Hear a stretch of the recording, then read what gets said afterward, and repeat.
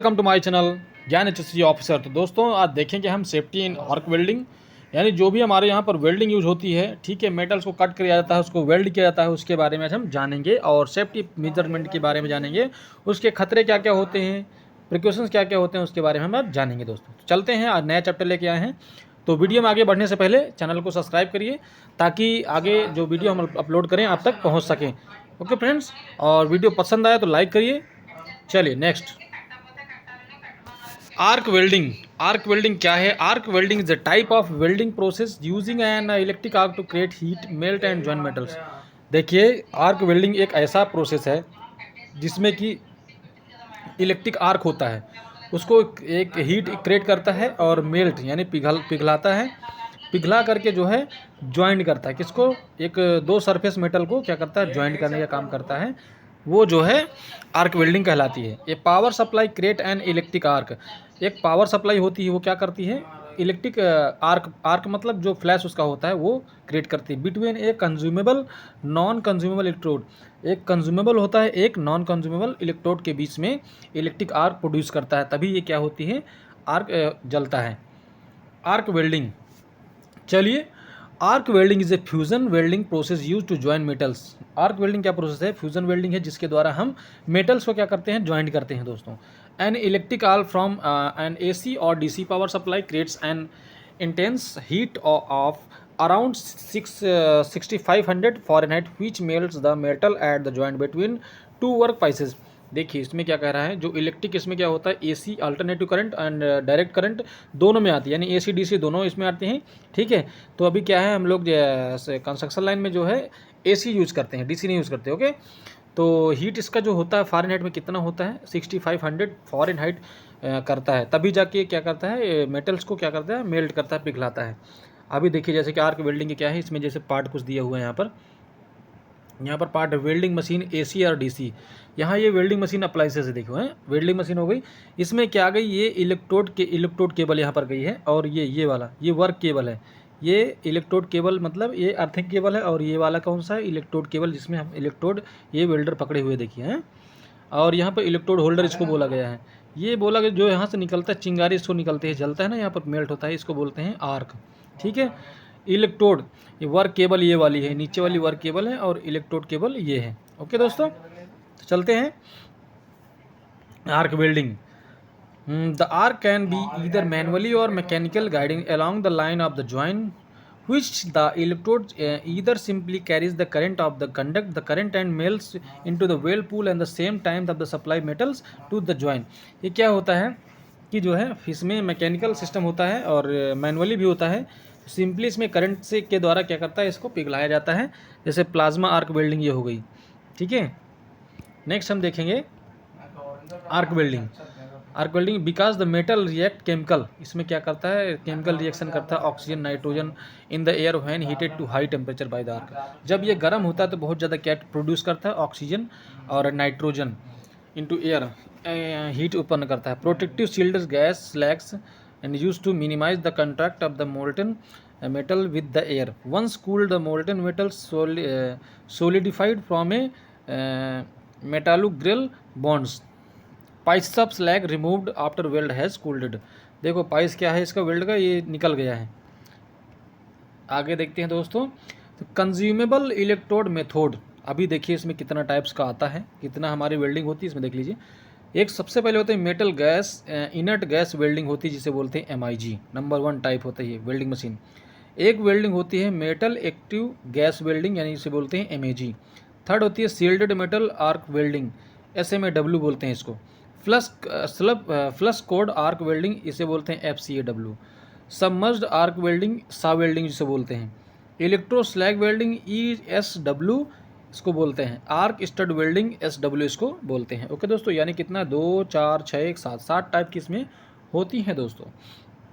Non consumable electrode method, देखिए यहाँ पर क्या है? Tungsten inert gas welding, TIG, यानी कि इसमें क्या होता है? टंगस्टन का क्या होता है?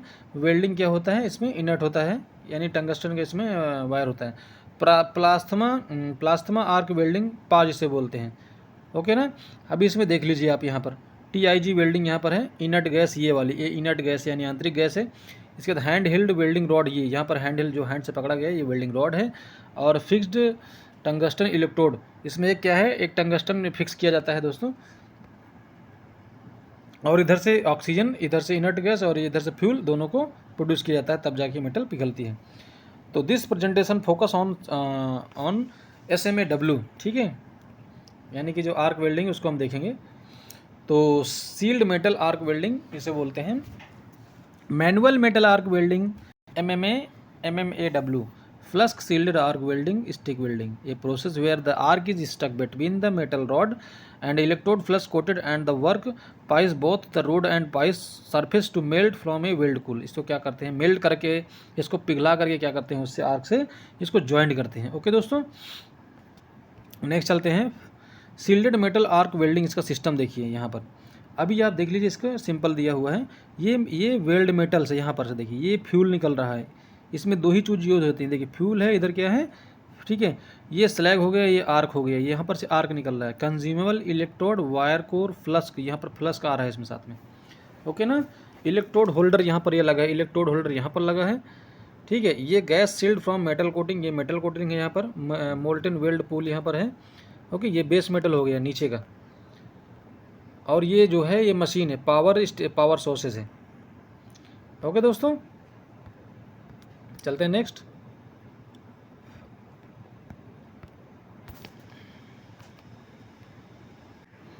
Gases used and produced during welding and cutting process like shielding gases.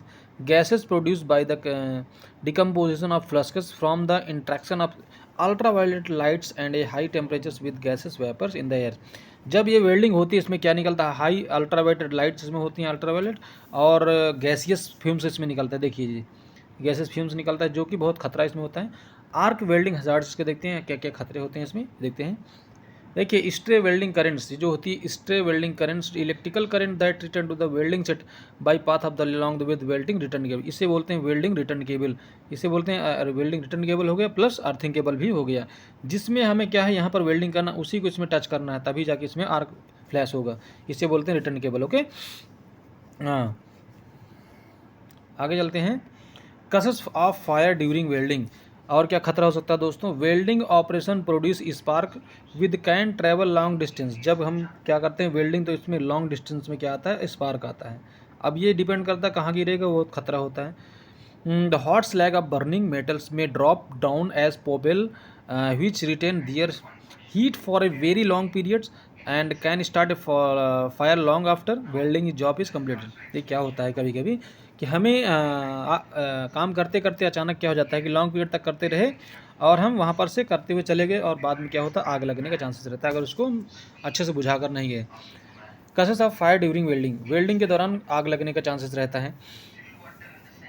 Heat during welding to close vessel pipe और tank result in an explosion if it is contain flammable liquid और gases.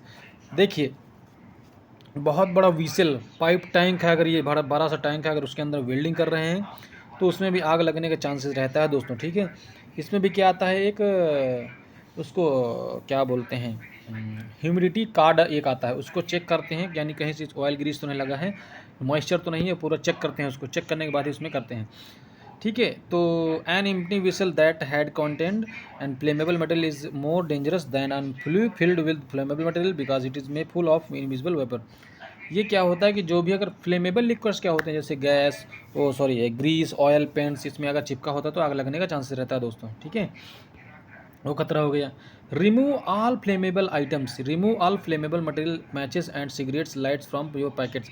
Packets में देखिए कितना unsafe है ना, इसको तो बिल्कुल करना ही नहीं है, मैच बॉक्स और लाइटर वगैरह नहीं रखना है तो और खतरा होने का चांसेस है। रेडिएशन फ्रॉम आर्क वेल्डिंग, इससे देखिए रेडिएशन कितनी कितनी रेडिएशन की निकलती है उसमें न्यूटन मीटर की। तो welding arc give off radiation over a broad range including, जैसे अल्ट्रावायलेट रेडिएशन 200 से 400 nm वाले में इतना निकलता है, विजिबल लाइट में क्या निकलता है 400-700 nm तक, इंफ्रारेड में रेडिएशन में 700 से 1400 nm तक निकलता है, ओके दोस्तों। तो इससे क्या खतरे हो सकते हैं, आर्क आई और वेल्डर्स फ्लैश और आर्क आर आई, यानी आई को खतरा हो सकता है दोस्तों, eye to the injury to the surface and mucous membrane, ठीक है, mucous membrane and conjunctiva of the eye, conjunctiva हो जाता है यानी रेड पूरा पड़ जाना उसकी लाइट लगने की वजह से। Pain ranging from a mild mild feeling of pressure in the eye to intense pain in severe instances. कभी कभी क्या होता है लाइट लगने की वजह से रेगिंग मतलब खुजलाएगा और फीलिंग कैसे जैसे प्रेशर टाइप में दबाव उसमें लगेगा, पेन होगी आँख आपके, ऐसा कुछ होगा है। तीसरे में क्या है और एक खतरा टीयरिंग मतलब आँख का निकलना, reddening of the eye and reddening colour बिल्कुल चेंज हो जाना, membrane around the eye bloodshot, इसके चारों तरफ देखिए लाल हो जाना, ये लाइट लगने के बाद होता है। Sensation of sand in the eye, sand in the eye, क्या इसमें सैंड का चले जाना वो भी एक खतरा रहता है। Abnormal sensitive to light, inability to look at sources, photo जिसे बोलते हैं फोटोफोबिया, इनएबिलिटी यानी देख नहीं सकते व्यक्ति, अगर उसको मान लीजिए 2-3 दिन तो बहुत प्रॉब्लम जाती है। अदर हजार्ड क्या है, long term exposure to ultraviolet light can produce cataracts and in some persons exposed to infrared light can heat the lens of the eye and produce crater over the long term. The visible light is temporary blinding and the fatiguing to eye. देखिए कभी ज़्यादा अगर expose से रहना, ज़्यादा संपर्क में अगर रह रहे हैं तो क्या हो सकता है आपकी रोशनी आँख की जा सकती है और देख नहीं पाएंगे आप। Effect on the skin, skin में इसके क्या इफेक्ट होते हैं, ultra violet radiation in the welding arc weld burn unprotected skin just like ultraviolet radiation in sunlight. This hazard is true to direct exposure to ultraviolet radiation as well as radiation that is reflected metal surface of wall and ceilings. तो क्या है दोस्तों, ये क्या है, burn करता है हमारी स्किन को। देख लीजिए स्किन को क्या करता है, ये बर्न कर देता है। अगर हम उसके कांटेक्ट में आ गए तो हमें क्या करना है, फुल स्लीव्स पहन के जाना है कपड़े, ठीक है। अभी respiratory health effect fumes and gases, जो उससे फ्यूम्स निकलता है, गैसेज निकलती हैं, उससे क्या खतरा होता है। देखिए ये हो गया एक्यूट इफेक्ट्स एंड ये हो गया क्रोनिक इफेक्ट। यानी कि एक्यूट इफेक्ट क्या होता है, जैसे कि इरिटेशन टू थ्रोट, गले में इरिटेशन होना, इरिटेशन इंड्यूस्ड अस्थमा, अस्थमा मतलब श्वास के मरीज हो जाना है, metal fume fever, metal fume fever आ जाना, एक्यूट प्नूमिया हो जाना, न्यूमोनिया हो जाना एक्यूट। क्रोनिक में क्या होता है, लंग कैंसर हो जाना, लंग यानी कैंसर हो जाना, वेल्डर्स लंग्स हो जाना, COPD chronic obstructive pulmonary disorder हो जाना, ऑक्यूपेशनल अस्थमा हो जाना, ये खतरे बहुत ज़्यादा इसमें रहते हैं दोस्तों। तो आस्फिक्सिएशंस हजार्ड कन्फाइंड स्पेस, इसमें कन्फाइंड स्पेस में क्या क्या देखिए, जैसे मान लो बंद एरिया, बंद एरिया में जिसमें लिमिट एक स्पेस होता है उसमें काम करने पर क्या होता है, the welding gases might displace breathable oxygen and lead to an asphyxiations hazard when welding in confined spaces. यानी कि ये बता रहा है कि कन्फाइंड स्पेस में भी खतरे होते हैं। आर्क वेल्डिंग कंट्रोल मेजरमेंट क्या होते हैं देख लीजिए, ठीक है।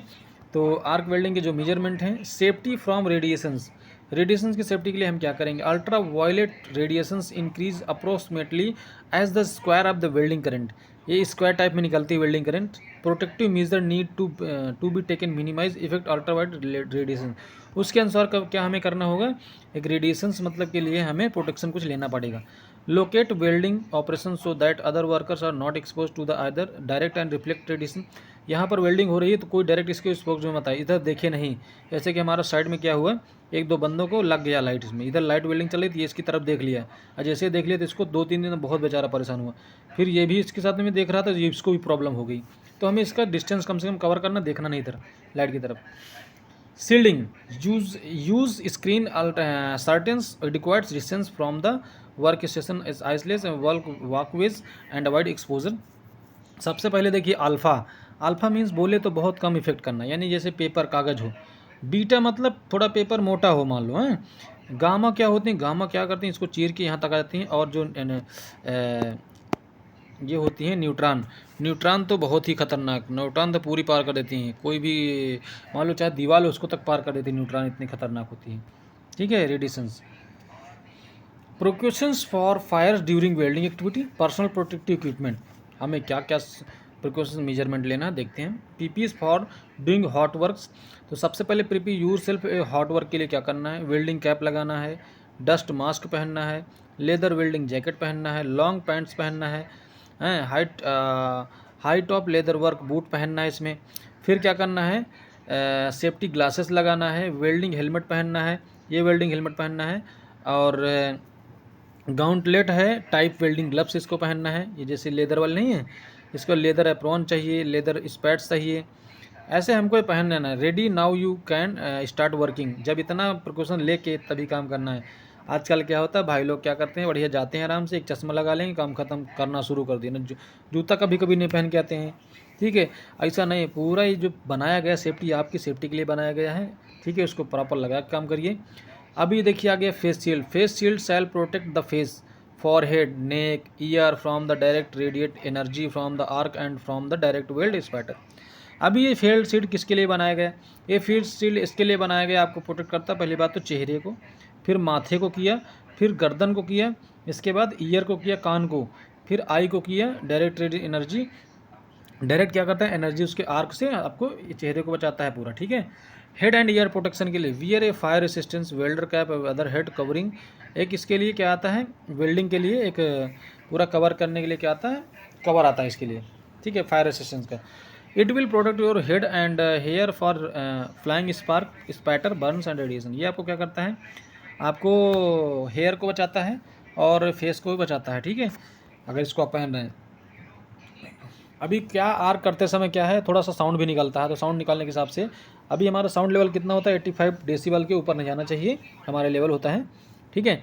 It loud noise in present in the work place, wear approved ear plugs muff to protect your hearing as for requirement. जिस हिसाब से मान लो आपका अगर नॉर्मल अगर यानी 85 से 120 डेसिबल तक है तो आपको ईयर प्लग लगाना है। अगर 120 से ऊपर जा रहा है, 140 तक जा रहा है, तो आपको ईयर मफ यूज़ करना दोस्तों। They also prevent spark, spatter and hot metal from the entering ears and causing burn. ये क्या करते हैं, हमें जो भी इसके स्पार्क जाता है उसको बताता है, प्लस जो साउंड लेवल होता है उससे हमें सुरक्षा करता है। ओके दोस्तों, फूड प्रोटेक्शन के लिए क्या करना है, फूड प्रोटेक्शन देख लीजिए पहले। Wear leather steel stored high topped boots, wear the bottom of the your pant over the tops of the boots in to keep out spark of the flying metals. Do not tucks pants legs in to the boots, it will help protect the feet and ankle from injury. आपके जो पैरों को क्या करता है, बचाता है। देखिए हैं, बूट्स पहनना है, प्लस लेदर वाले इसमें बूट्स पहनना है ताकि आपको प्रोटेक्ट करे। हैंड प्रोटेक्शन के लिए क्या है, always wear dry hole free insulated flame resistance gloves such as leather welder gloves. ये जो होते हैं इसमें क्या दिया दोस्तों, इसमें दिया हुआ है इंसुलेटेड होना चाहिए, किसके लिए, इलेक्ट्रिसिटी से बचने के लिए, फ्लेम से बचने के लिए लेदर वाला होना चाहिए हैं। ये आपको यानी कि आपको बर्न से, शॉक लगने से आपको ये बचाता है। दे विल, और नमी नहीं होनी चाहिए इसमें, यानी पानी नहीं होना चाहिए, वो भी एक बहुत बड़ा खतरा है दोस्तों।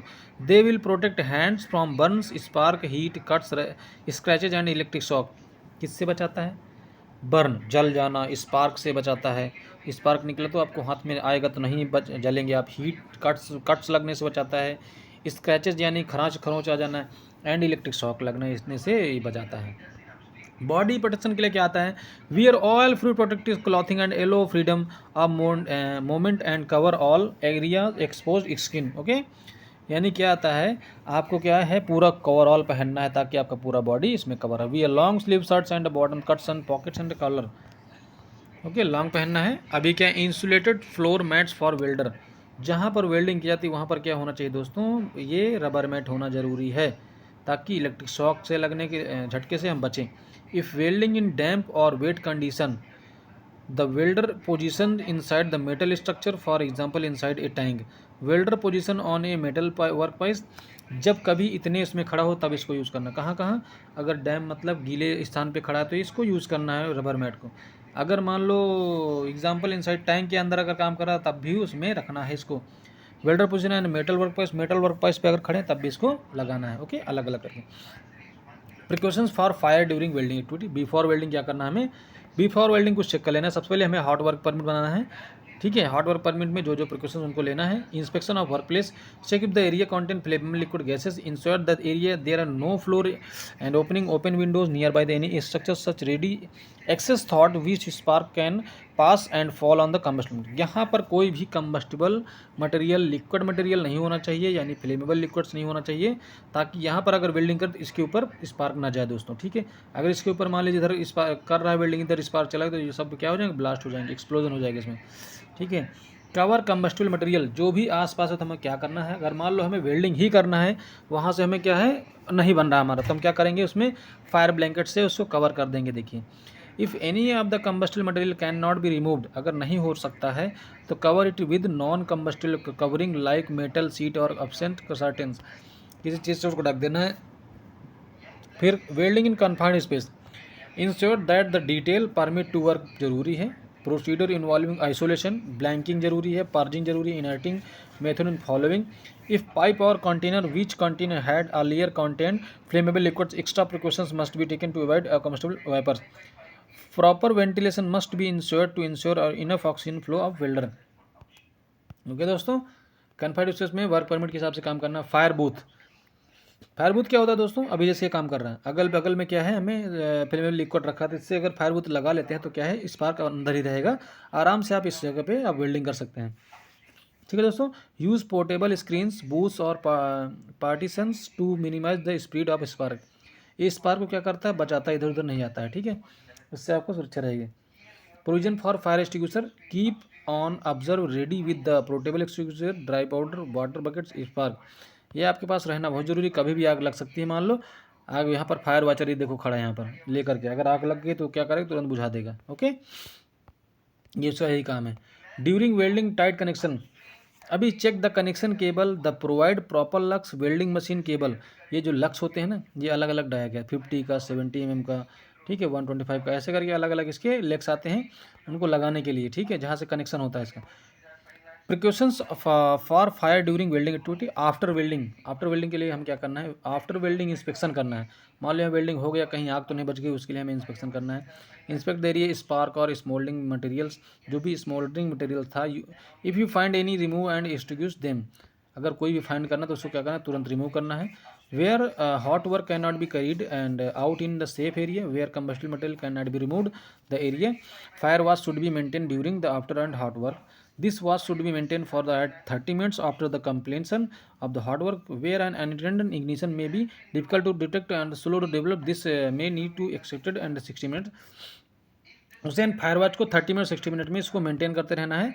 ओके दोस्तों, तो ये रही हमारी गैस वेल्डिंग से रिलेटेड जो है, आर्क वेल्डिंग से रिलेटेड जो है वीडियोज़ रहा। ठीक है, तो मिलते हैं नेक्स्ट वीडियो में, तब तक के लिए जय हिंद, धन्यवाद दोस्तों। वीडियो को, अगर वीडियो आपको पसंद आए तो लाइक करिए, और चैनल पर नए हो तो चैनल को सब्सक्राइब करिए, ताकि आप तक जो है वीडियो पहुंच सके। ओके, मिलते हैं नेक्स्ट वीडियो में, धन्यवाद।